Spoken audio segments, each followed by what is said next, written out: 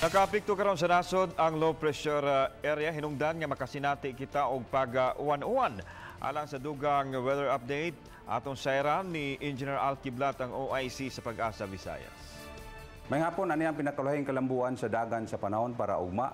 Ibase ni sa tanang available data nga nakalap karong adlaw, Wednesday, December 19, 2018. Duha ka sistema sa kinayahan o weather system nga nakapikto karon sa nasod. Ang una kining northeast monsoon o amihan sa Luzon o Visayas. Samtang ang low pressure area nga atong gibantayan nisuod na kini sa Philippine Area of Responsibility o kasamtangan ng iyang sentro na mahimutang sa mga 800 kilometers east of Mindanao. Sa pagkakaron, maba ang kahigayunan nga mahimo siyang bagyo, pero ang iyang trough o extension nakaapekto na kani sa Mindanao o sa masunod mga oras sa Visayas. Busa, sa mga sunod nga 24 oras, ang Visayas, ilabi na ang silangang bahin sa Visayas, Leyte ug Samar, makasinati karong gabi o kusog ng mga pag-ulan, madag-umon, o posible kini makamungnag baha o dahili sa yuta.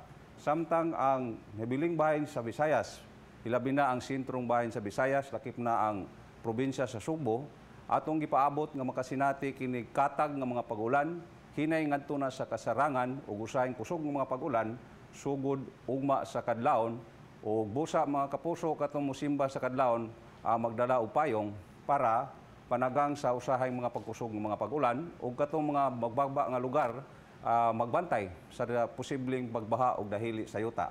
Sukod sa temperatura dinhi sa Metro Cebu ni maba kini 24 to 30 degrees Celsius. Sa may Bohol, mas maba, 23 to 29 degrees Celsius. Ingon man sa Siquijor o Dumaguete. Samtang sa amihanang bahin sa Negros, mas taas ang temperatura, nga doon ay 26 to 32 degrees Celsius.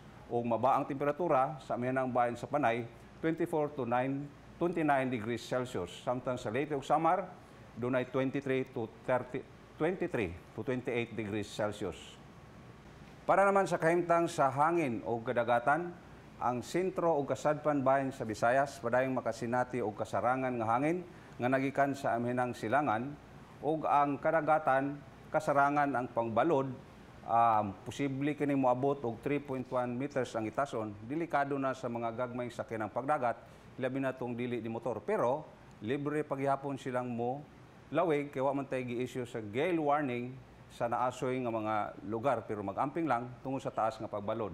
Ang silangang bahin sa Visayas, particularly ang northern o central, northern o eastern Visayas, makasinati kinig kusog nga hangin nga nagikan sa amin ang silangan o delikado kayo sa mga gagmay sakyanang pangdagat nga ibasuhan nato nga dili sa mulawig kay duna kini gi-issue nga gale warning ditong dapita kay posible nga maabot ang pagbalod o gitas-on nga 4.0 meters.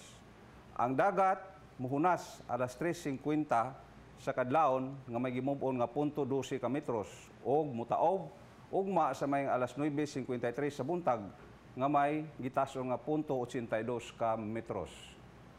Adlaw mo silang ugma sa may alas 5:56 sa buntag.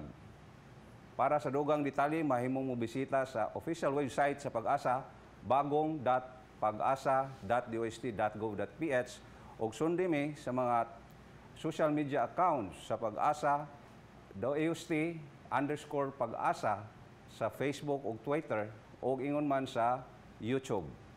Maukadton to pinakulahing kalambuan sa dagan sa panahon, nagikan diri sa buhatan sa Pag-asa Mactan, Pag-asa Visayas, DOST. Ako si Al Kiblat para sa Balitang Bisdak. Daghang salamat.